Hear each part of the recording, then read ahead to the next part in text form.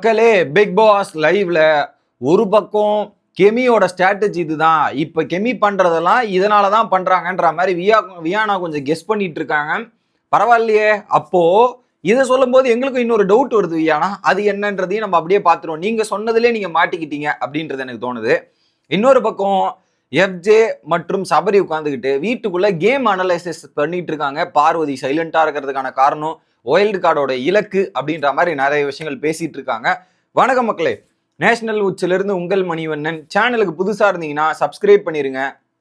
Video பார்க்குற அனைவருமே like பண்ணிருங்க கைஸ். நீங்க போடுற ஒவ்வொரு லைக்குமே வீடியோ பல பேருக்கு ரெக்கமெண்டேஷன்ல போகும். அந்த உதவியை நீங்க பண்ணிருங்க. ஓகே, ஸோ ஆஸ் யூஸ்வல் இன்னைக்கு தான் ஒரு மட்டமான டாஸ்க். இந்த பிக் பாஸ் சீசன் 9லயே ஒரு மட்டமான டாஸ்க்னா இந்த டாஸ்கா தான் இருக்கும்னு நினைக்கிறேன். மற்ற டாஸ்க்லாம் ராஜாராணி கொஞ்சம் ஒஸ்டா இருக்கும்னு நினைச்சேன். அதை விட இது ஒஸ்டா இருக்கு. ஸோ வாரம் வாரம் பெஸ்ட்டை நோக்கி போவாங்க.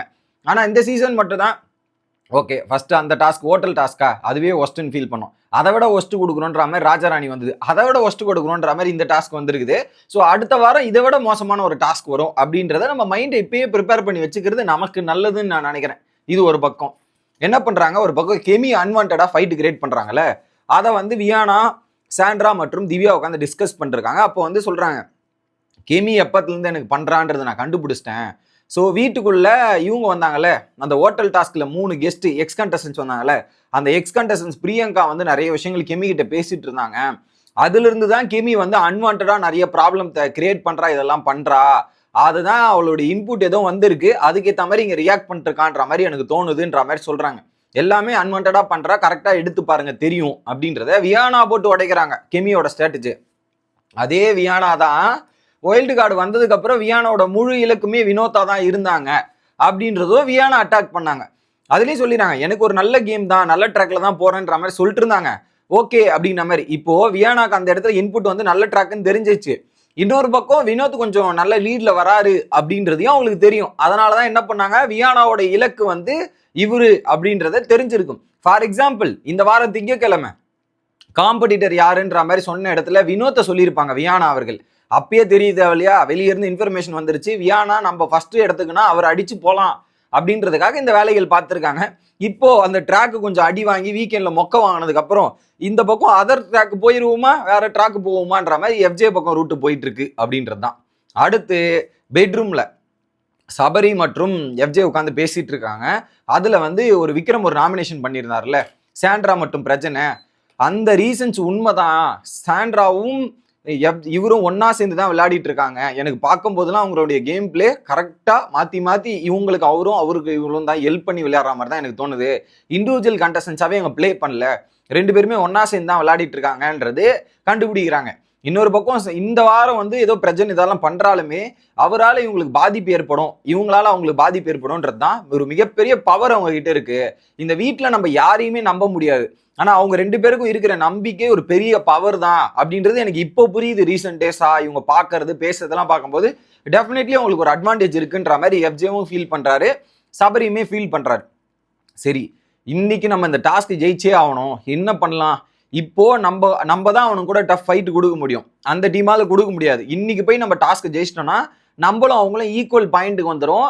ஸோ ஓரளவுக்கு ஒரு இதுவா இருக்கும். ஸோ பக்காவா டாஸ்க்கை பிளான் பண்ணி அடிக்கிறேன்டா எஃப்ஜேன்ற மாதிரி இன்னொரு பக்கம் சபரியும் எஃப்ஜேவும் உட்காந்து பிளான் பண்ணிட்டு இருக்காங்க. ஸோ இந்த டீமை விக்ரமன் கோ டீமை வீழ்த்துறதுக்கு. ஏன்னா கிச்சன் டீம் ஒரு பக்கம் இப்படி இருக்கு, அவங்களால காம்படிட் பண்ண முடியாது, நம்ம லீட் எடுத்துடலாம் அப்படின்ற மாதிரி யோசிச்சுட்டு இருக்காங்க. ஆனா இன்னைக்கு கிச்சன் டீமை பாராட்டிடும். என்டர்டைன்மெண்ட்டுக்கு வியானா மற்றும் பார்வதி இந்த பக்கம், குக்கிங்ல அந்த 3 பேரும் இடைவிடாம குக்கிங் பண்ணதுக்கு ஒரு பெரிய பாராட்டுகள், அது பாராட்டி சொல்லியே தான் ஆகணும். அதை ஒரு பக்கம் பண்ணிட்டு இருந்தாங்க. அடுத்து இவங்களை பேசியாச்சா, அடுத்து பார்வதி இப்போ சைலண்டா அடக்கி வாசிக்கிறாடா அப்படின்ற டாபிக்கும் ஓடுது. இப்ப பார்வதி ஏன் இப்படி இருக்கான்னா, எஃப்ஜே சொல்றான், பார்வதி இப்ப இருக்கிறதுக்கான காரணம் கூட பெருசா சப்போர்ட் இல்ல, அதனாலதான் கொஞ்சம் இப்படி இருக்கா. சப்போர்ட் திவாகரன் இந்த மாதிரிலாம் இருந்தா வேற மாதிரி இருப்பா, சப்போர்ட் இல்லாதால இப்படி அடக்கி வாச்சிட்டு இருக்கா பார்வதின்ற மாதிரி சொல்றாங்க. உடனே இவர் என்ன சொல்றாரு, சபரி இல்ல 2 பாயிண்ட் இருக்கு. ஒன்னு சப்போர்ட் இல்ல, அதனால சைலண்டா அடக்கி வாச்சிட்டு போயிட்டு இருக்கா. 2வது வீக்கெண்ட்ல அடி வேற மாதிரி அடி விழுந்துருச்சு, சரியான பலத்தடியா விழுந்திருக்கு. அதனால இப்ப கொஞ்சம் ஷட்டில் பிளே பண்ணுவா, கொஞ்சம் நல்ல பேர் வாங்குறதுக்கும் ஷட்டிலா பிளே பண்ணிட்டு தான் வருவா அப்படின்றத நான் பாக்குறேன்ற மாதிரி இவரு. உடனே எஃப்ஜே சொல்றான், அதெல்லாம் கிடையாது, அவ இத்தனை நாளா டைரக்ட் அட்டாக் பண்ணிட்டு இருந்தா, டைரக்டா பண்ணிட்டு இருந்தா. இப்ப டைரக்ட் அட்டாக் எல்லாம் கிடையாது, அது என்ன பண்றா, இப்போ ஒரு டாஸ்க் இருக்கு, அவன் டைரக்டா அட்டாக் பண்றது டாஸ்க் மூலியமா வந்து எல்லாத்தையுமே அப்படிதான் பண்றான். டாஸ்க் மூலியமா அந்த வார்த்தைகள்லாம் சொல்லி அதுக்கு முன்னாடி பண்ணது டைரக்டா இருக்கிறது இந்த டாஸ்க் மூலியில வஞ்சத்தையும் வன்மத்தையும் இப்படி அடிக்கிறா, இப்படி பண்றான்றதை நான் நல்லாவே நோட்டீஸ் பண்ணிட்டேன். பார்வதி இப்படிதான் போயிட்டு இருக்கா அப்படின்ற டிஸ்கஷனுமே போகுது. பார்வதியோட கேம் பிளே இந்த வாரம் இப்படிதான் இருக்க போகுது. ஆனா வந்த உடனே இப்போ சபரி உன்னைய கேப்டன் ஆக்கலன்னு தெரியுமா சபரி அப்படின்ற டிஸ்கஷனுமே போகுது. ஏன்னா அந்த கேப்டன்சி டாஸ்க்ல என்ன கேப்டன் ஆக்கிட்டு உன்னை ஆக்காம விட்டதுக்கான காரணம் உன் மேல வெறுப்பு இதெல்லாம் இருக்கு. அங்க வினோத் மேலேயும் இருக்கு, சுபிக்ஷா மேலேயும் இருக்கு. இந்த 3 பேர் மேலேயும் அந்த டீம்ல இருக்கிற எல்லாருக்குமே வெறுப்பு இருக்கு. அதனால என்ன ஆக்கி விட்டாங்க, எனக்கு ஏதோ நல்லது பண்றேன்ற மாதிரி ஆக்கினது இல்லை, உங்களெல்லாம் பிடிக்காதுன்றதால என்ன ஆக்கி விட்டு எனக்கு ஒரு செக்மேட் மாதிரி ஒன்று வச்சு விட்டுருக்காங்க. அந்த மூவும் நான் கணிச்சிட்டேன், இது பண்ணிட்டேன்ற மாதிரி எஃப்ஜே இதையும் பேசிட்டு இருக்கான். அடுத்து இந்த ஒயில்ட் கார்டு கூட்டணி என்னதான் பிளான் பண்ணியிருக்காங்கன்ற டிஸ்கஷன் வருது. அப்ப சொல்றான், வைல்டு கார்டு உள்ள வரும்போதே வந்துட்டு இவங்க ஒரு குரூப்பா தான் செயல்படுறாங்க. அவங்க பேசுறது வேணா இப்படி இருக்கலாம். திவ்யா, சாண்ட்ரா மற்றும் பிரஜன் இந்த 3 பேருமே குரூப்பா தான் செயல் பண்றாங்க. இவங்க தான் குரூப்பிஸ் உடைக்கணும் இதெல்லாம் பண்ணணும்னு உள்ள வந்துட்டு இவங்களே குரூப்பா செயல் பண்ணிட்டு விளையாடிட்டு இருக்கா. இதுல சாண்ட்ரா சொல்றது முழுக்க முழுக்க திவ்யா கேட்டுட்டு இருக்கா, அதை கேட்டுட்டு தான் நடந்துட்டு இருக்கா அப்படின்ற ஒரு டாபிக்கும் அவங்களோட அனலைசிஸுமே புட்டு புட்டு மாத்தி மாத்தி பேசிக்கிறாங்க. இது ஒரு நாள் டேமேஜ் ஆகும், கண்டிப்பா டேமேஜ் ஆகும். இதுல குறிப்பா சபரி உன்னை எமோஷனலா வீக் பண்ணி இது பண்ணி அவங்க கேம் விளையாடினாங்க. அதனாலதான் போன வாரம் உன்னை டார்கெட் பண்ணி அடிச்சதுக்கான காரணம் உன்னை உடைக்கணும், காலி பண்ணணும்ன்றதான் அவங்களோட இன்டென்ஷன். அது கொஞ்சம் நீ உஷாரா இருந்துக்கணும் அப்படின்றதையும் சொல்றான் எஃப்ஜே. இன்னொரு பாயிண்ட் என்னன்னா, அவங்களோட கேம் பிளேவே எப்படின்னா உள்ள வந்துட்டு ஒரு கேம் விளையாடுறாங்க, கூட்டணியா சேர்ந்து ஒரு கேம் விளையாடி எல்லாரையும் மென்டலா பிரேக் பண்ணும், என்டலா அடின்னு அடிக்கணும். அடிச்சுட்டு அவங்க டீமுக்கு வாங்கன்னு கூப்பிட மாட்டாங்க. ஸோ அவங்களை அடிச்சு காலி பண்ணிட்டு டீமுக்கு வாங்கன்னு கூப்பிடாம ஸோ அந்த ஒரு மைண்ட் செட் வராதப்போ அப்படின்ற மாதிரி ஒரு பேச்சு போடுவாங்க. அப்புறம் நம்மளா போயிட்டு அவங்க கூட சேர்ற மாதிரி ஒரு வேவை கிரியேட் பண்ணி நிலைநாட்டி கொண்டு இருக்கிறார்கள். இந்த ஒரு கேம் பிளேல தான், இந்த பேட்டர்ல தான் அவங்க டிராவல் பண்றதை நம்மளால பார்க்க முடியுதுன்ற மாதிரி புட்டு புட்டு வச்சுட்டு இருக்காங்க.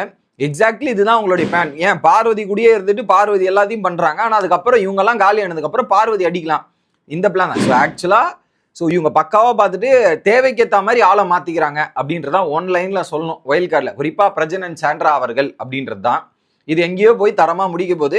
எஃப்ஜே யோசிக்கிறதுலாம் பக்காவை யோசிக்கிறாப்பல என்ன, அவனுக்கும் எதிரி அவன் வாய் தான். அவன் வாயை வச்சுட்டு சும்மா இருக்க மாட்டான், மார்க்கிங் பண்றேன்ற பேர்ல ஏதாவது பண்ணி அவனுக்கே அதை ரிவர்ஸா திருப்பி வச்சுப்பான். அதுதான் எஃப்ஜேயோட கைட்டீரா. இன்னொரு பக்கம் 2 டீம் பக்காவா என்டர்டைன்மெண்ட் பண்றாங்க. இதுல குறிப்பா அரோரா, ரம்யா அண்ட் அமித், வினோத் இந்த 4 பேரும் டான்ஸ் பாட்டு பாடி டான்ஸ் பாட்டி வேற மாதிரி பட்டையை கலப்புறாங்க. ஃபுல் என்டர்டைன்மெண்ட்டும் ஃபுல் வைபும் கொடுத்தது இந்த 4 பேரும்.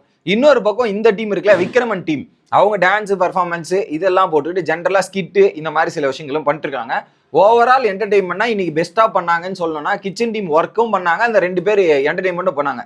இன்னொரு பக்கம் அந்த பாத்ரூம் ஏரியாவில் இருக்கிற டீம் பயங்கரமா டான்ஸு கிரியேட்டிவிட்டி எல்லாம் யூஸ் பண்ணி பண்ணிட்டு இருந்தாங்க. பட் என்னதான் இருந்தாலும் போரிங் டேனா போரிங் டே தான் அப்படின்றத சொல்லிட்டு வீடியோ முடிக்கிறேன். Bye guys.